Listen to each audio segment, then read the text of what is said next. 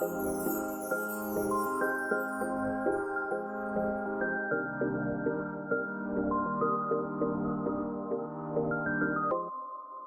Cole Memo is brought to you by listeners like you. One of the best ways to support my work is absolutely free. Subscribe to the podcast on your preferred platform. Leave a positive rating, or as the kids say, smash that like button.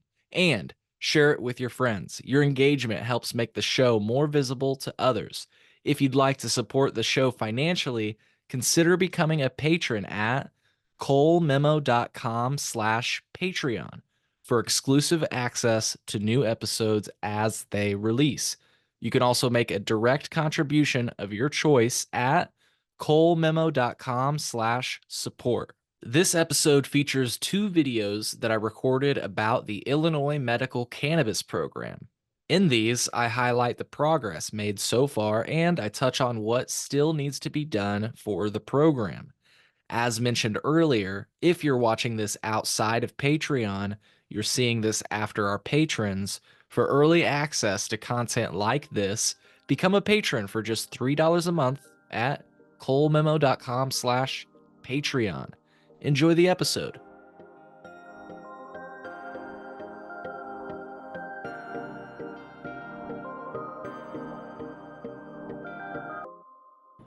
Hello, patrons. Cole here. I hope you're having a good weekend. I just wanted to drop by and let you know that I've got a few more episodes on the back burner right now that I plan to release. In the meantime, though, I wanted to give some kudos to the state of Illinois. It's not often that I'm able to do that. Look, I'm a patient, and I've been a patient in the Illinois Medical Cannabis Program for quite a while right now. I think more than 5 years. And we've been through a lot with this program, a lot of different changes, and one of the most recent changes was the portal. The portal changed. I believe the last I heard is that the portal is supposed to change again, which makes me really anxious. But the portal changed recently. You guys might know what I'm talking about. You have to go to like etk.icts.illinois.gov in order to get to it.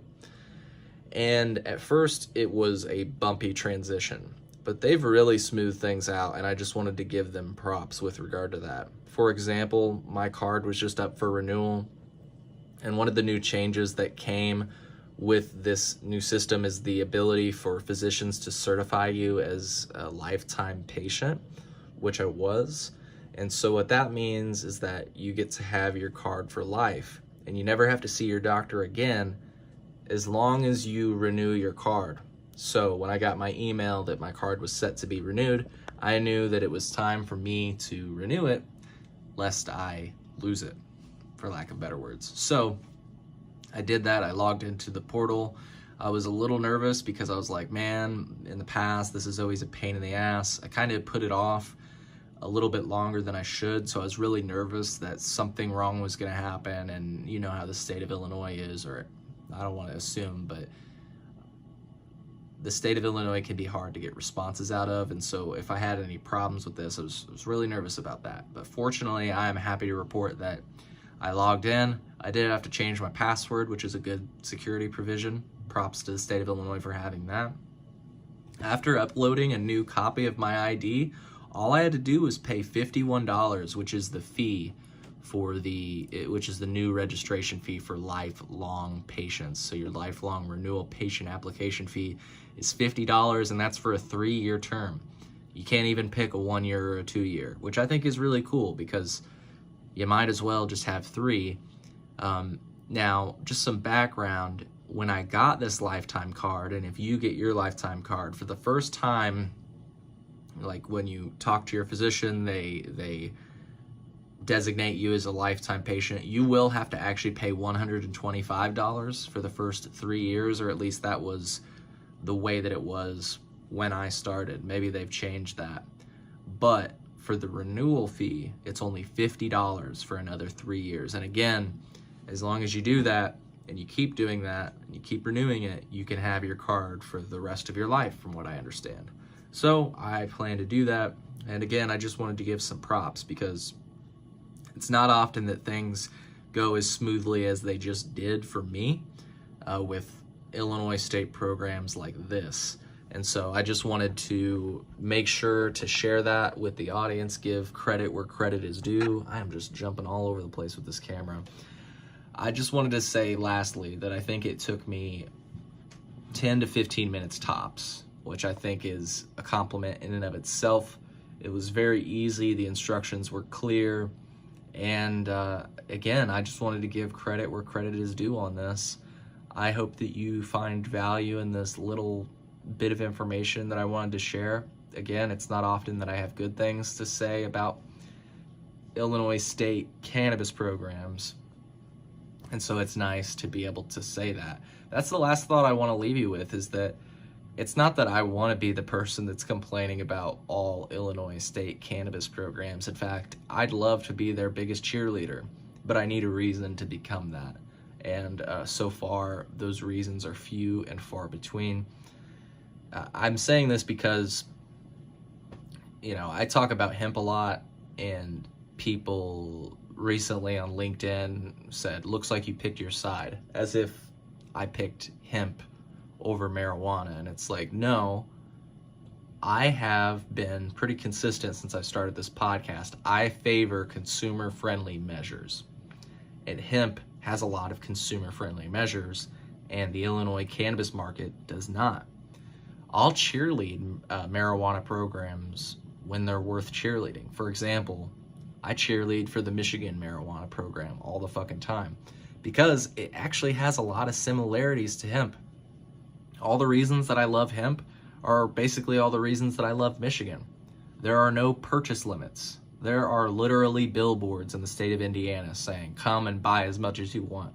Yes, there are purchase limits on transactions, but as a lot of you know, you can have as many transactions as you'd like. So buy the whole fucking store if you want to. You can get it delivered to you. Yes, there are possession limits, but you know, just don't get caught with that large of an amount. There are a lot of different things that Michigan has going for it, and I will cheerlead for programs like that. But I'm always going to call out programs like ours that fall short when it comes to delivering for patients and consumers. So the only side I've picked is the side of a cannabis consumer. All I want is for cannabis consumers to have access to affordable, quality cannabis. That's all I want. And by the way, just a last thought, I don't know if you just heard my cat meowing, but he wants out of the room. Affordable and quality is good, but there should also be a range of choice. And that's another thing that Illinois has a problem with it. They could raise the prices to $5 an ounce, and that doesn't necessarily solve the entire issue. We need access to affordable, quality cannabis, and we want to vote with our dollars, but we cannot legally do that until everybody is on the ballot. I was loosely quoting Box Brown there. Check out Brian Box Brown. I think it's boxbrown.com. I gotta let this cat out of the room before he starts freaking out. I wanted to make another short video about the Illinois medical cannabis program and some of the progress we've made in the spirit of credit where credit is due, right? But we still have a long way to go, and I can elaborate on that in the end. But we have made a lot of progress. So in case you didn't see my last video, I will have it linked in the show notes, so check it out if you just want to see it. But I'll give you the long story short. I recently renewed my card using the newest portal. I hear there's a newer portal coming. If I recall correctly, I'll have to go back through and listen to my own show to try and figure that out. But I'm pretty sure within the last year I've heard that there will be a newer portal. But the newest patient portal, which, again, in the spirit of long story short, works really well. I was able to renew my card, I think in like less than 10 minutes, my medical cannabis card. It was a really easy process, and it, you know, I made my last video just because I was excited, because I was nervous that it was going to be a pain. It wasn't, and so I wanted to give credit where credit is due. And, you know, after I posted that video, I had a conversation with a friend, and we were just thinking about some of the different ways in which we have made progress in with this program. And again, there's a long way to go, and I'll try to elaborate on what I mean by that. But we have made some good progress, and so I just wanted to talk about that for a second. So for example, when I first became a patient and I went through the registration process, you had to send all the paperwork in via the mail, and it took minimum 90 days of processing. And I called the Illinois Medical Cannabis patient hotline probably every one of those days towards the end, just to figure out where I was in the process. And I remember there used to be a Facebook page, and you could see other people being where are you in the process and such. And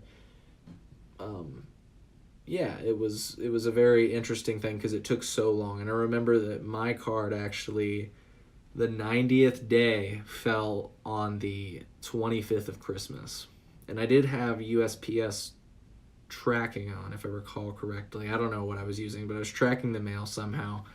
And I saw that I had gotten mail from the Illinois Department of Public Health, and I figured it was my card, but it was Christmas, and the mail didn't run that day.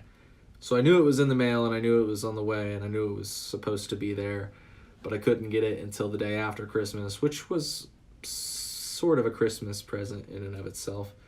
It was definitely exciting to have legal access to medical cannabis before it was legal. I'm saying those in air quotes, and for those of you that listen to my show, you know why I'm saying that. Anyways, though, not only the paper process for submission, but then when I became a patient, you had to register to go to a dispensary.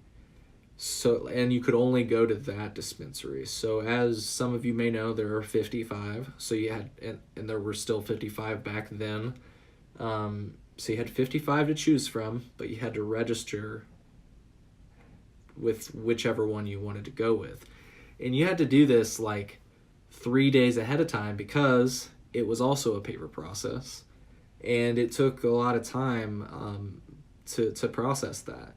Eventually, they made it digital, but I'm saying that in air quotes because they literally still used the paper form. You had to fill it out, and you scanned it in and sent it to the Illinois Department of Health. So it cut down on the time that it took for transfers, but you still had to register. And then a bill passed to make it electronic registration, or I think it was called instant registration or something like that. And it was the idea that you wouldn't have to sign up for a dispensary anymore. But at least at first blush, that's not how it was. You still had to file an electronic change. Now, what was great about this change was that it was truly electronic. You had a drop-down menu to select from. It still took about an hour for the changes to take effect, but you could hypothetically go to, it's an 8-hour day, so you could possibly go to 8 different dispensaries that day.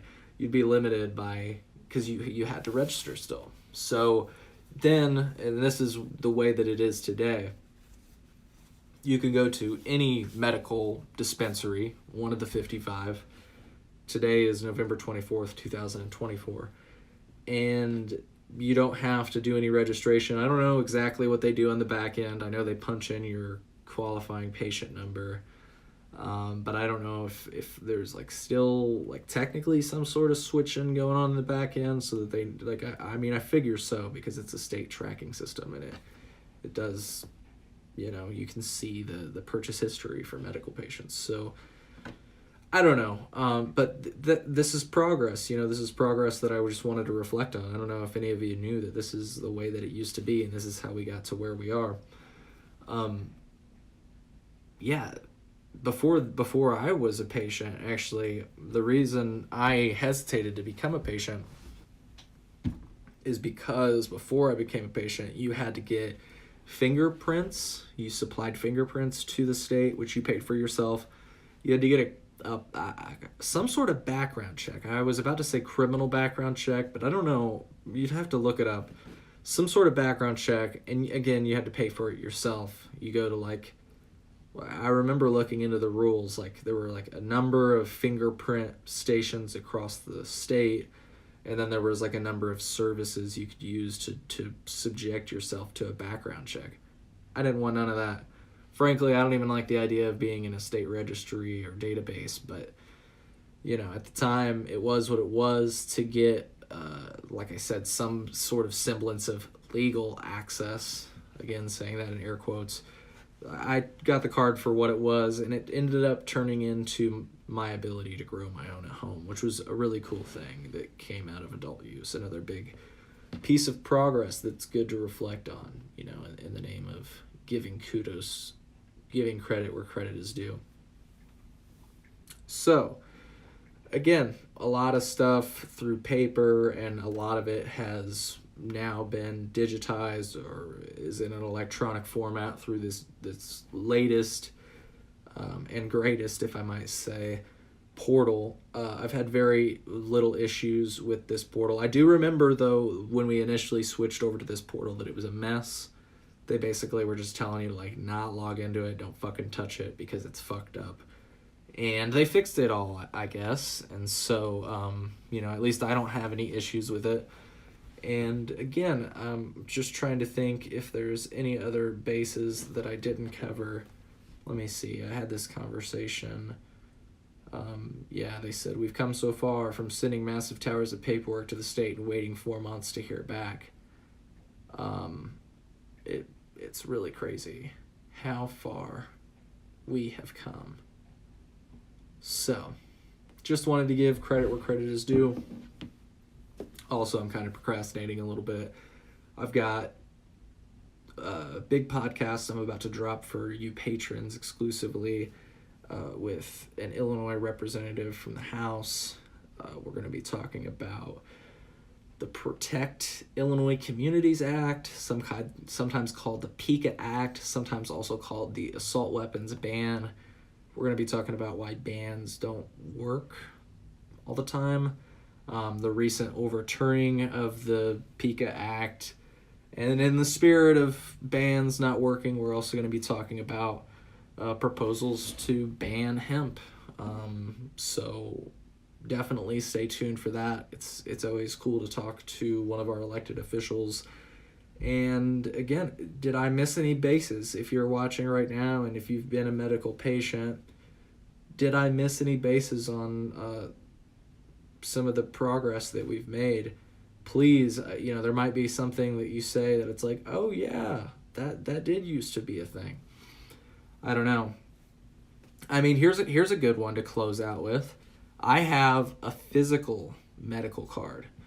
Nowadays, they only have the digital one, and in fact, my physical card is technically expired. I like to keep it on me, though, because it's like I still have the same qualifying patient number, and I really wish that that's something that they still offered, because there's something a little disconcerting about having only an electronic version of a form of identification that is supposed to let people know that basically those rules don't apply to you. And what I mean by that is, like, you know, for example, if I get caught anywhere in the state of Illinois, I should be allowed to have 5 ounces on me because that's my allotment. And that 30-gram rule should not apply to me because I am a medical patient and I am allowed to purchase and possess 5 ounces of cannabis. I mean, and that wouldn't make sense, by the way, if I wasn't allowed to possess 5 ounces of cannabis, because why would I be allowed to purchase that amount, right? And that's just in 2 weeks that I'm allowed to purchase that amount. In a month, I'm allowed to purchase 10 ounces. Am I saying I should be able to travel with 10 ounces? No. Am I saying I shouldn't be able to travel with 10 ounces? Also no. But that's, again, just something to close with. You know, that is a step back in a way, in my opinion, not having physical cards anymore. Again, I'm glad that I have one. I think it should be an option for people if they want to pay extra to have one. Why not? Right? I don't know. What do you think? Again, did I miss any bases? I'm trying to think of, the progress we have made, because I did say I'd elaborate on things that could get better at the beginning of this video, and I'll try to keep this short. We should have a more explicit caregiver growing program. If you look at the language, and I wrote an article about this, there is language in the law that says temporary agents can cultivate for or registered agents can cultivate cannabis for registered medical cannabis patients for limited periods of time. I might be butchering that language a bit, but I wrote about it on thecolememo.com. I'll try to link that in the show notes as well. And the state basically told me that is not defined, if I recall correctly. But that's the closest thing that we have to, having a caregiver grow program. Again, though, since it's not defined and everything, you could get, I don't know, I'm not here to give you legal advice, and I never would. But I would just say tread lightly if you're doing that, because, you could get in trouble. And so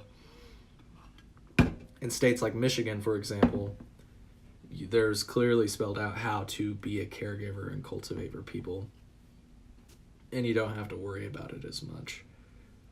But yeah, that's one way we could make progress. I think medical cannabis patients should be able to grow more than they're currently allowed to grow. 5 plants is pretty ridiculous. It should be separated if we want to. There shouldn't be limitations on the amount of plants you can grow at all, but if you really are worried about it, we should come up with a number of plants that you're allowed to have in flower and a number of plants that you're allowed to have in veg. And I think the number of plants that you're allowed to have in veg should be higher than the number of whatever you want to pick, the plants you have in flower. And I think you should, if we want to come up with starting places, I think at a minimum you should be able to have 5 plants in flower, because that's what we currently can do. I think you should be able to have 10, again, I don't think there should be a number. I don't even want to set numbers for anything. But if we're going to at least start with the ones we have as a minimum, and again, the veg number should be higher, you should be able to have a rolling harvest as a medical cannabis patient. And veg plants, no plants are going to hurt anybody, but veg plants are just literally like any other plant. It's just greenery. I mean, my cats like to eat plants and veg. Speaking of the cats, if you saw the last episode, they made a cameo. There's so many more improvements. I mean, the obvious one for the medical program that has been discussed in the last few legislative sessions is giving medical patients the ability to purchase at any dispensary using their medical card. It's pretty insane that that's not able to just fucking happen, to be completely honest, because there's really nothing different with the systems. Nothing at all. And if you'd like an example of what I mean, if you go to a medical dispensary, a dual-use dispensary, and I've talked to people that own dual-use dispensaries, if you see anything on the adult use menu that's not on the medical menu, which they all tell me that that's not possible, that it's just that's not possible, they say. But if you do, and I have, you can, just because I wanted to test and see what it was like, you can purchase any product at a dual-use dispensary at the medical cannabis tax rate. So, for a while there was confusion about craft products because those were new licensees, and some dispensaries were saying that they couldn't sell it as a medical cannabis product. They're saying this is an adult use only product, and it's like, hold on, but I thought that wasn't a thing at dual use dispensaries. And they were like, oh yeah, you're right. They ultimately looked into it, and from what I understand, it was a point of sale error. And the state has recently talked about this as well. I can try to link that article in the show notes. They have given explicit advice that if you have a dual-use dispensary, you can sell any product. They specifically said craft products at the medical cannabis tax rate. The way I understand it is any product at a dual-use dispensary can be purchased at the medical tax rate. So put that in your pipe and smoke it. That is obvious progress that we need to make. We need to have access at all adult use dispensaries. There should be more dispensaries. I could really go on, but I promised I'd keep this part of my rant short. Again, what do you think? Did I miss anything? Hey, you got to acknowledge progress. Credit where credit is due. Happy Sunday. I got to stop procrastinating and get these podcasts edited and released. But in the meantime, I hope that this kept you entertained. Have a good week whenever you're watching this. I don't know. Thanks for watching. Bye.